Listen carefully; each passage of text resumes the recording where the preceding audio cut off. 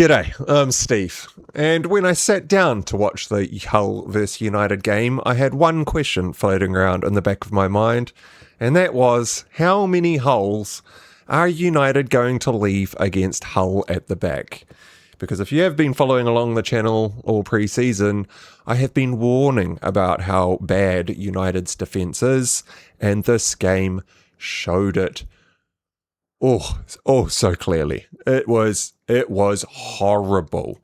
There were gaping holes that would have made birds at the brothel blush. It was atrocious. We will be reviewing both goals conceded.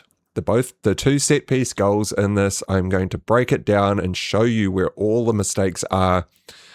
And I will also highlight why I have been saying that Harry Maguire, I called him a road cone in one of the pre-season videos, and there's another clear example that you might have even noticed in the thumbnail if you had a bit of a keen eye. I'll be showing you why I don't rate Harry Maguire. Peter Schmeichel at the end of the match doing the voiceover as, the game was winding down and Hull were celebrating and United were clapping. I don't know who they were clapping. They should be hanging their heads in shame. But Peter Schmeichel, in the voiceover, said that they were pedestrian. Now, I'm going to go a lot further than that in this video.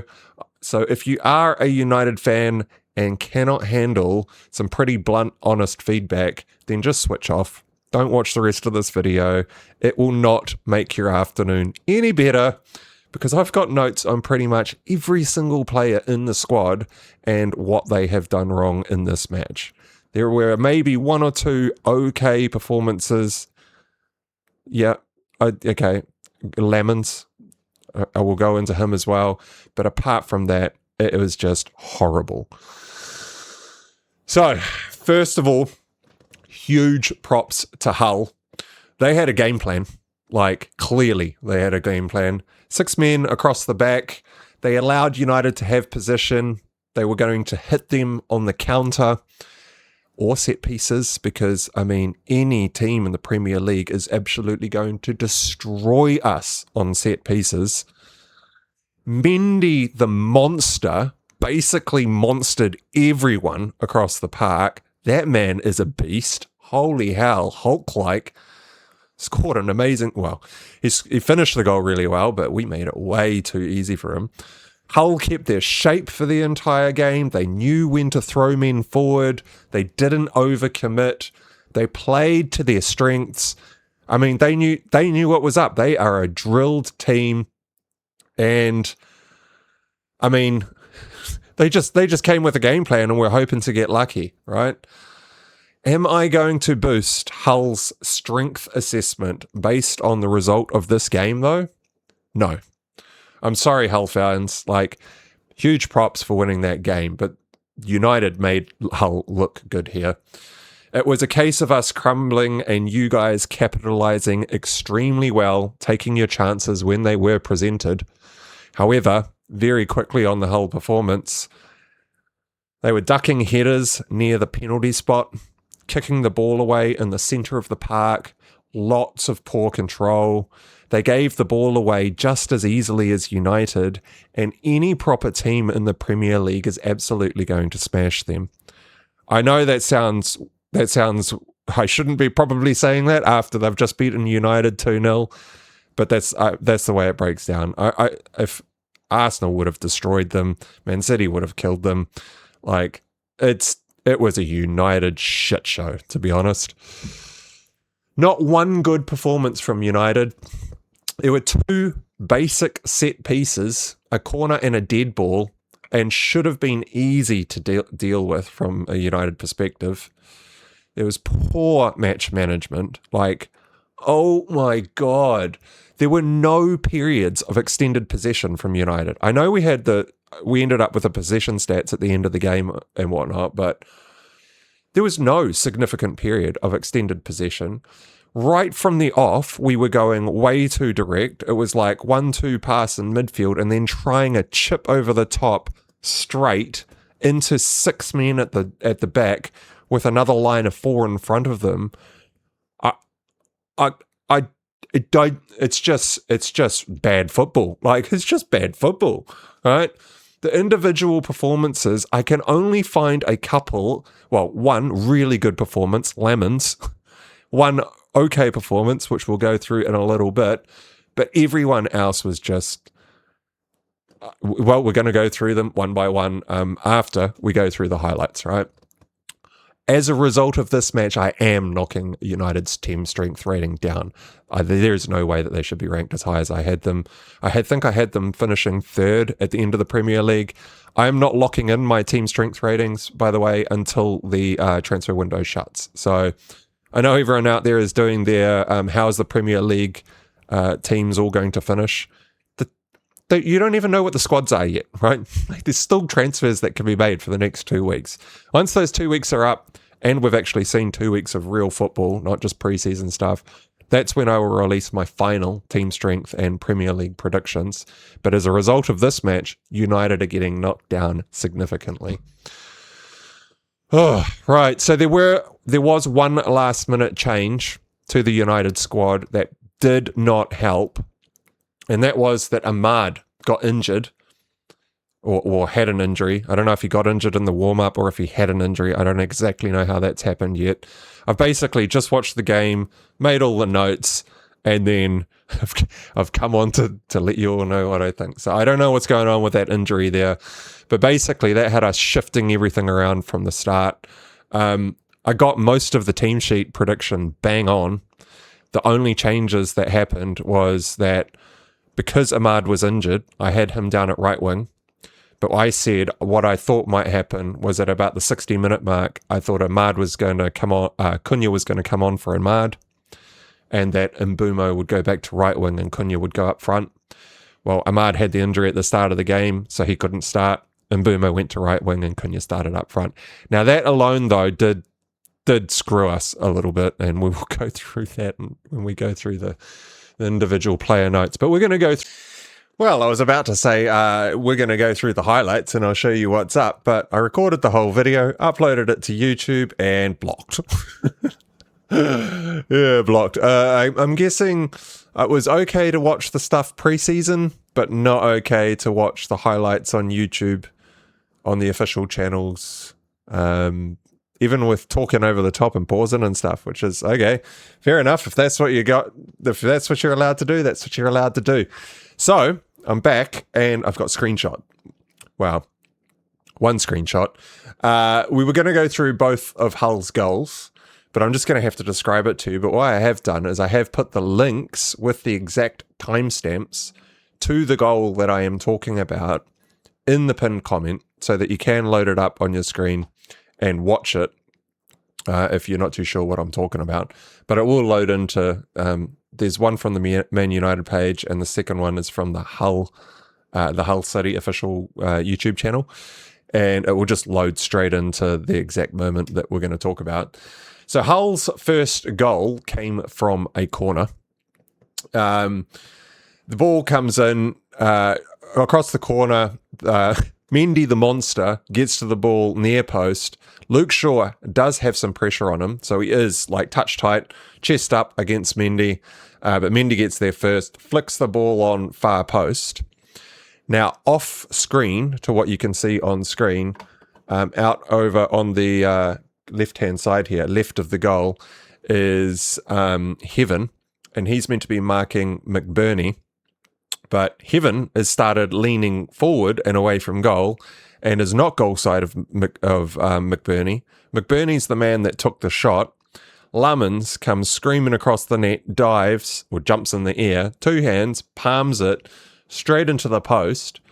He's down on the ground at this point, and the ball has ricocheted off the post back into open play. And this lad right here, standing all by himself, no one around. Like, there's just so much space here. But what you might not be noticing, or maybe you did pick it up from the thumbnail, is Maguire is holding on to Mazraoui. He's got his arms around him and is holding him. Like, Mazraoui's leaning forward, trying to go after the man, but he can't go anywhere because Maguire's got a good grip on him. Mazraoui and Maguire were both marking that man when the ball came in. All right, so there was 2 men on him. Tielemans, is you can see just in the background. I think this is Tielemans. It's either Tielemans or Santos. Tielemans or Santos, but I'm pretty sure that's Tielemans. He's just everyone's ball watching, but instead of marking the main threat, I mean, the guy on the right, the guy over here, he's already celebrating. He's got his arm in the air. He knows what's going on. But Maguire is, he's grabbing. It's just, it's so bad, man. Like, I don't get it. Like, come on. Woosah, like this was a very frustrating watch. I can't get off that. All right. The second goal, I don't know why the magnifier's jumped up here. The second goal was from a dead ball. So not a corner, but it was a dead ball down our right-hand side of the pitch, down Hull's left. It's just a free kick going into the box. There is a line of United guys, right? We've got a line sorted. As the guy's about to take the free kick, the United line steps forward to put everyone offside, but Luke Shaw goes the other direction by about half a metre, maybe a bit more, puts all of the Hull men onside. They're basically left there by themselves, and then Luke Shaw tries to jump back across Mendy the Monster, shuts his eyes as he's going in, and because he's got his eyes closed, he just misses the header, and it goes straight past Luke Shaw and onto Mendy's head and straight in the goal. Like, how are you jumping in the wrong direction, Luke Shaw? I just, honestly, I don't get it, man. Like, maybe this is why they don't want those highlights being shown. Perhaps that's why it's been blocked there. But anyway, we're going to probably just cut straight back into where I pick up from here, and yeah. Right.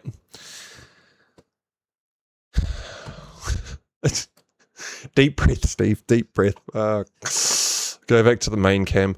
Right, so that's the football. That's how easy we are to break down at set pieces. Like, you know, I mean, Arsenal are going to have a field day when they come up against that. Like, we could concede 3 or 4, 5 of those types of goals against them. We've got no chance. Right, so we're going to go through player one by one. We're going to start off with all the United players one by one. We're starting off with Patrick Dorgu because he was my dice roll. He was the man here's my big differential that I brought in. Predicting a start, did get the start, did not go well. So he started at left wing with Rashford on the bench. All right.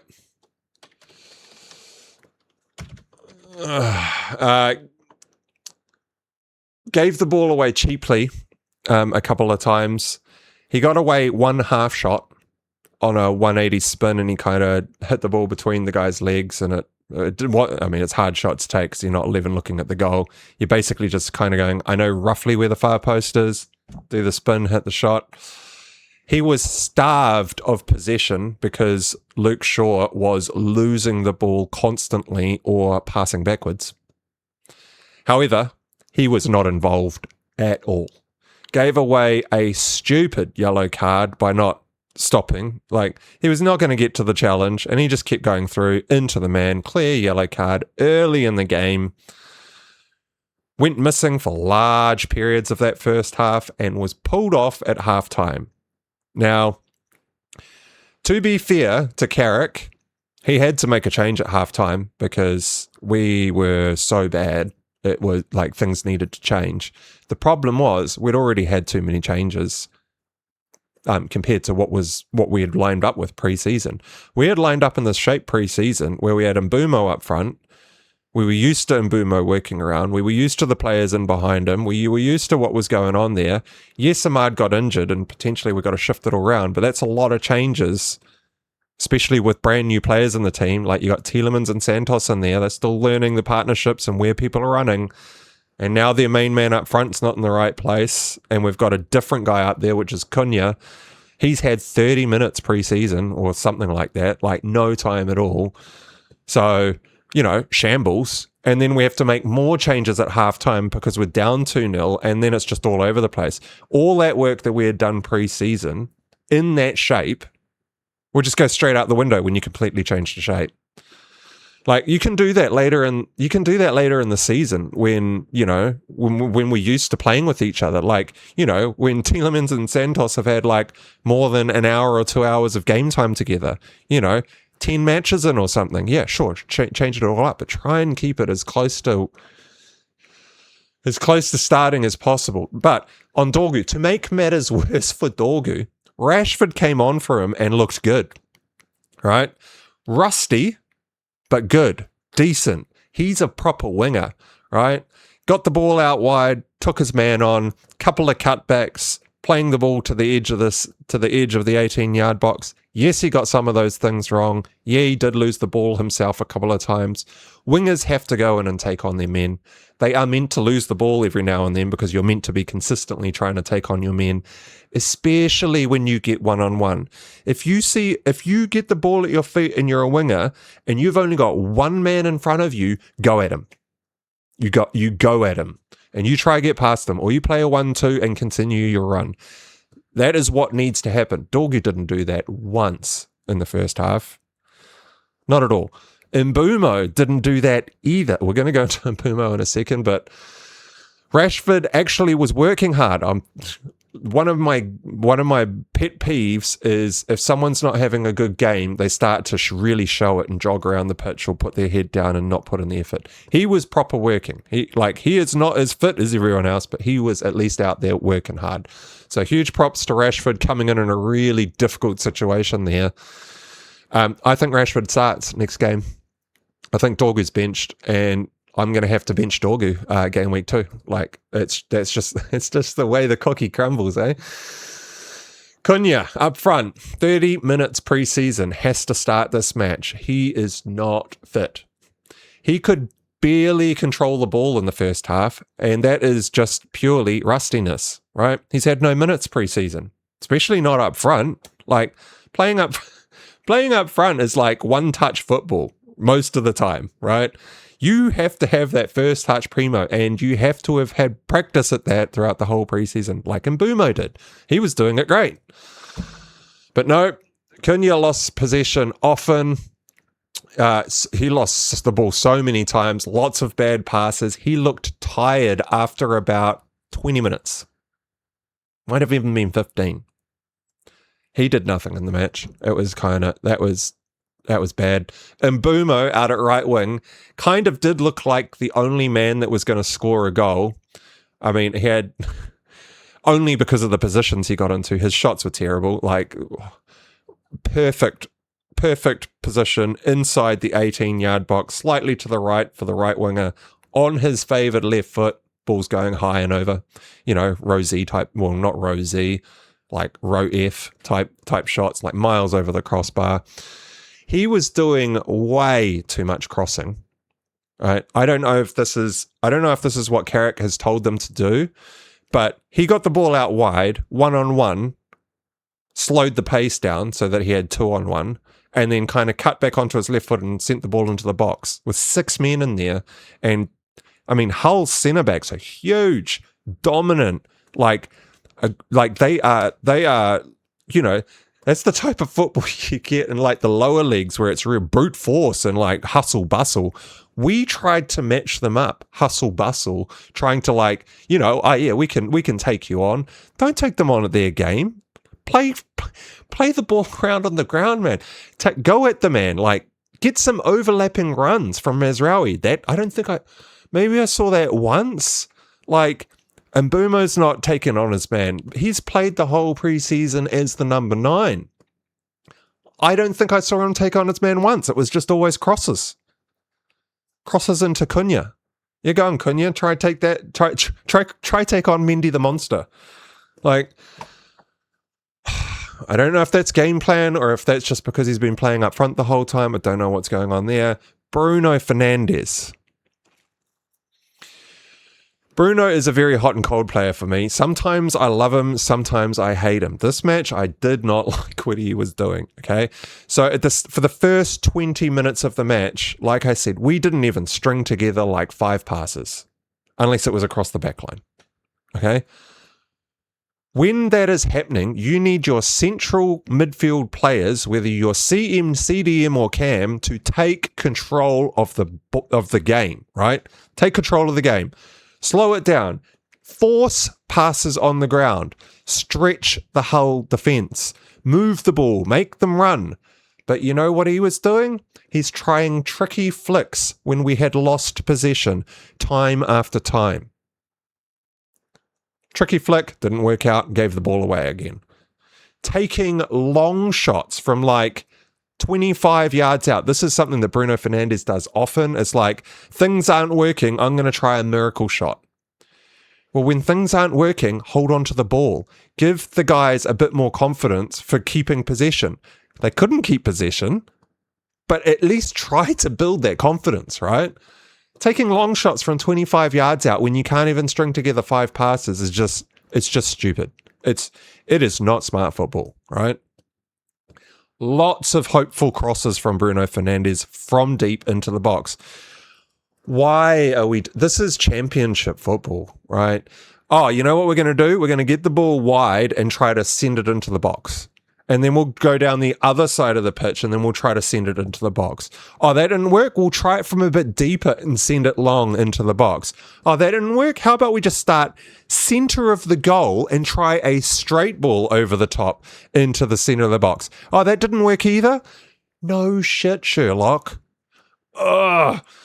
Man, frustrating. He's our captain. He needs to be taking control of the game and giving us possession. Ugh.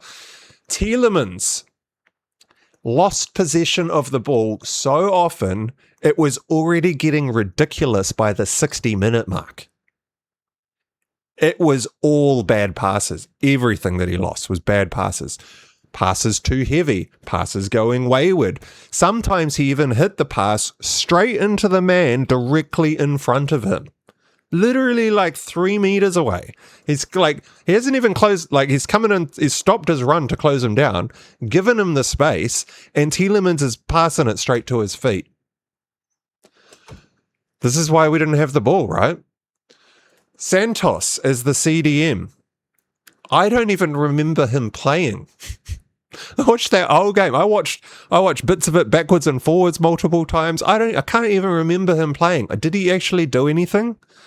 He did one thing well, and that was a stat that he racked up. He got 9 DEFCON before he got pulled. I mean, I think that's the top in our team, right? I was considering Santos early on for 5 mil because I thought he might pick up DEFCON. If he had stayed on the pitch, he probably would have got DEFCON. Because I think he got pulled about, was it 67 or the 80? Either 67 or 80 minutes, and he already had 9 when you need 12, right? But he was absent in the game. All right, so that's all the forwards and midfielders. But now we're talking about the defenders. Luke Shaw, the left back. He couldn't control a long 45. So, Maguire, okay, picks the ball up at right centre back. He's looking around. There's easy passes to the left to Heaven, easy passes to the right to Mazraoui, even easy passes to Mbeumo on the right wing that can all be completed on the floor. But he goes, nope, I'm going to reverse 45 this to Luke Shaw out on the left wing. Okay, fair enough. That's sometimes a good ball. Yeah, well, he tried that about 4 times and Luke Shaw didn't control any of them. 4 times that he tried that ball, that 45. And it was the 5th time before Luke Shaw actually controlled one.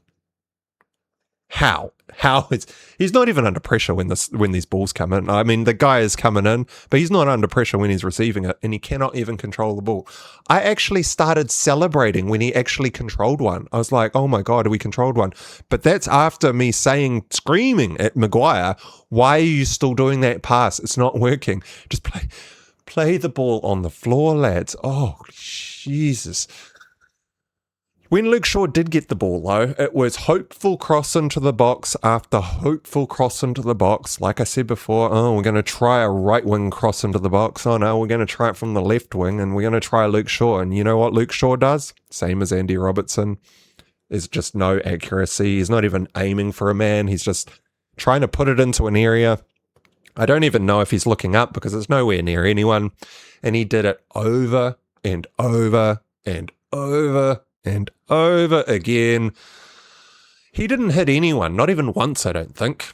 Like, the thing I wrote down during the game is he even aiming for someone? He got 4 DEFCON for the entire match. 4. Useless. Heaven, left centre-back. Didn't jump to challenge McBurney in the 15th minute. Got bossed for every single challenge in the air. Like, everything he got bossed. He was the target man for some long throws that we had when we actually did have a bit of a, had some possession up their end of the pitch. We tried a long throw to Heaven. Nope, didn't win any of those. Couldn't win them in attack. Couldn't win them in defense. I mean, Martinez is not going to do any better. This is why I was saying we might have to. I think we should probably be playing Luke Shaw as left centre back because, well, I don't want him out. I don't want him out on left back. Maybe put him in there, and maybe he'll at least win some headers. Almost lost the ball as the last man with 2 men shutting him down and some easy passes on. He did get out of it, but man, that is nervy stuff. He did give the ball away in a really dangerous position, trying a cross-field pass when there's lots of easy short passes on the floor on. It's not good. He came away, he played the full 90 minutes and got 2 DEFCON. I mean, 2. You know how I said he didn't win any headers? Yeah, I think the 2 DEFCON might have been a couple of random headed clearances when he just wasn't being challenged. 2 DEFCON from our centre-back. Maguire. Like I said, he tried that long right diagonal ball about 5 times before Luke Shaw controlled one of them, but he kept going. And he kept going. I don't know why, but he just really liked that long 45 ball. And when Luke Shaw did manage to actually control one, well, he just passed it back to Heaven. There was no point. Maguire could have just passed the ball to Heaven, and maybe Heaven can start walking forward up the pitch, and maybe Luke Shaw gets a bit further up the wing. But nah, long 45 to Luke Shaw, like not even a drilled flat ball, but like a long looping ball, so it takes ages to come out of the air.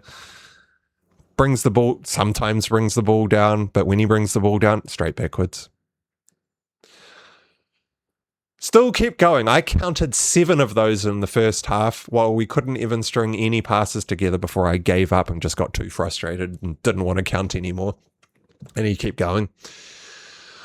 What did I write here? Keep the bloody ball on the deck and build passes. Keep possession. Tire out the opposition. But nope, that is not what we're after. Maguire, DEFCON 4. That's our other centre-back. So our 2 centre-backs combined got 6 DEFCON. Ugh. The only shining light in this whole performance was Lammens in net. Best performer in the game. Made some outrageous saves. Thank God we've got him, because that could have been 3 or 4-0. He's going to be extremely busy this season, right? He's going to be extremely busy. I have been warning against United defense all preseason. Well, since I started reviewing their defense, I started then, so it wasn't quite all preseason, but this should show you why I was super worried about the Manchester United defense, because those holes were gaping. We're going to go through a little bit of important the changes that happened that will make some important decisions for our squad here. Dorgu, like I said, was subbed off at halftime. I think it's a little bit unfair to blame that first half on Dorgu, because that was a total team collapse. We were horrible everywhere across the entire pitch. I've just gone through every single player if you happen to have jumped forward to this point. But Dorgu was on a yellow card for that stupid challenge that he put in early on. Carrick did have to change something. But that was a team fail. I wouldn't, if Dorgu, Dorgu shouldn't take this too much to heart. But, you know, getting pulled at halftime is not great. I am going to have to bench Dorgu in game week 2. Like, I'm more than happy to be playing Lewis Skelly over him for sure. Like, for sure, Lewis. I'm going to drop an Arsenal video with a couple of other teams as the very next video to come out, but I am super happy with Lewis Skelly. Tielemans and Santos were subbed off at the 67th minute, right? And Carrick brought on Mbeumo and Sesko. So this is us trying to claw back the 2-0. Sesko's first minutes with absolutely no pre-season, going in up front against 3 monster centre-backs. Good luck with that, Sesko. That's a horrible situation to be walking in for your first run-out. Mbeumo, well, at least he bought us some time on the ball. He slowed the game down. He kept possession. He played short little passes in the middle of the park. But by this point, the game was done, and we needed some go forward. Yes, he was doing the right thing from CDM, but even with those little passes, we couldn't generate anything. Like I said, we can't expect too much from Sesko because he only came on at the 67th minute and had no pre-season, but he didn't get anywhere near the best chance that he had, which was a cross into the box from Rashford. He got nowhere near it. Those centre-backs from Hull, I don't know why we're trying to compete with them in the air. Like, they are clearly aerial dominant. Like, it was obvious after the first 5 minutes. Like, in the first 5 minutes, I'm sitting there and going, why are we crossing the ball into those 3 centre-backs? Those guys are huge. We're not going to beat them in the air. Why are we doing this? Nope, but that was the game plan, apparently. Just keep going. The other subs, at the 80-minute mark, Mazraoui and Cunha came off. Dalot came on for Mazraoui. So, yes, I did. My team sheet prediction was actually pretty accurate. I predicted Mazraoui to start over Dalot. Dalot came on in the 80th. I only got 10 minutes. Not that he was going to change the game in any way. Cunha came off for Shea Lacey. And when Shea Lacey did come on, he played at right wing. And Mbeumo moved to the cam, sort of second striker sort of role. Like, we were throwing everyone. It was kind of hard to see what was going on at these points. We were trying to throw everyone forward to try and, claw back the 2-0 loss that we were down. But yeah, that was pretty much all she wrote. So I will be putting out, I was planning to put out an Arsenal video because, the Arsenal game, I sat down and watched that. I was over the moon after the first game, like Calafiore, Solis, I've forgotten how to pronounce his name again. I'm really happy with Solis, by the way. He will be the cover man in my next thumbnail, so keep a lookout for that. But yeah, so my next video, I will be covering Arsenal and any other highlights that come out overnight from, I think there's like 4 games tonight, and then there's another game on the day after. So yeah.